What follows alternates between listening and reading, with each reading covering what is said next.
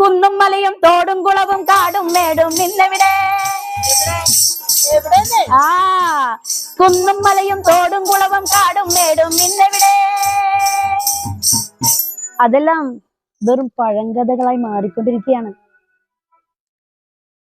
അല്ല മന്ത്രി, ഈ കൊടും വനത്തിലൂടെയുള്ള യാത്ര നമ്മെ വളരെയധികം ക്ഷീണിതരാക്കിയിരിക്കുന്നു. നമുക്ക് അല്പനേരം ഒന്ന് വിശ്രമിക്കാം അല്ലെ? വിശ്രമിക്കാം.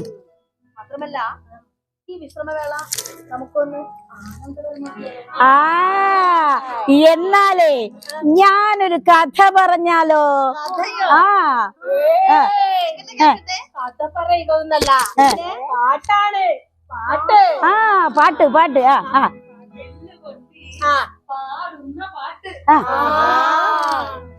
എന്ന് വെച്ചാൽ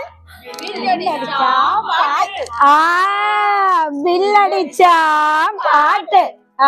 അതെ അതെ, ഈ കഥയും പാട്ടും കൂടി ഇണങ്ങി ചേർന്ന് ഈ വില്ല് കൊട്ടിപ്പാടുന്ന വില്ലടിച്ചാൻ പാട്ട് കേൾക്കുമ്പോഴല്ലേ നമ്മുടെ കാതുകൾക്കൊരു ഇമ്പമുണ്ടാകും. അത് ശരിയാണ്. എന്നാ മന്ത്രി, നമുക്ക് കഥ ആരംഭിച്ചാലോ? ആരംഭിക്കാം അല്ലേ? ആരംഭിക്കാം. കഥ മൈഥിലി. ഈ കനവിനെന്തു ഭംഗി, വർണ്ണരാജികൾ പൂത്തു നിൽക്കുമേ. ഈ നാടിനെന്തു ഭംഗി,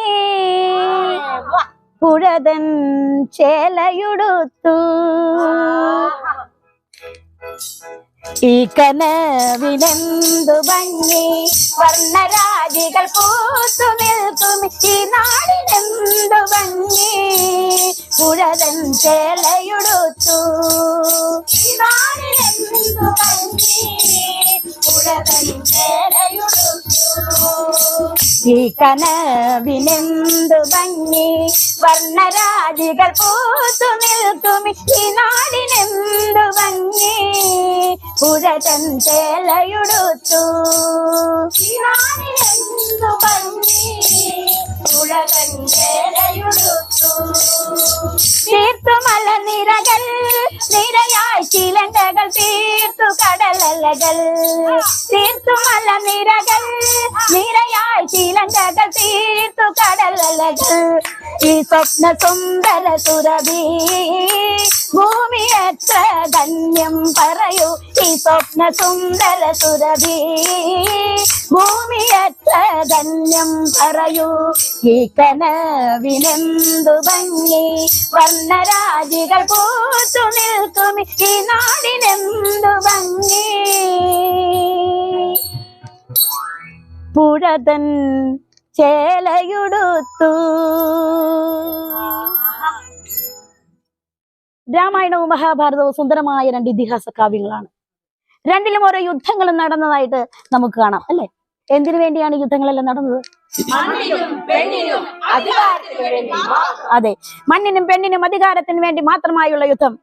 മഹാഭാരത യുദ്ധം 14 ദിവസവും ആരംഭിച്ചു. ഗജവീരന്മാർ നിരന്നു കഴിഞ്ഞു. കൊട്ടും കുരവയും ആർപ്പുവിളികളുമായി കുതിരപ്പടയും കാലാൾപ്പടയും ഇതാ പോർക്കളത്തിൽ നിരന്നു കഴിഞ്ഞു.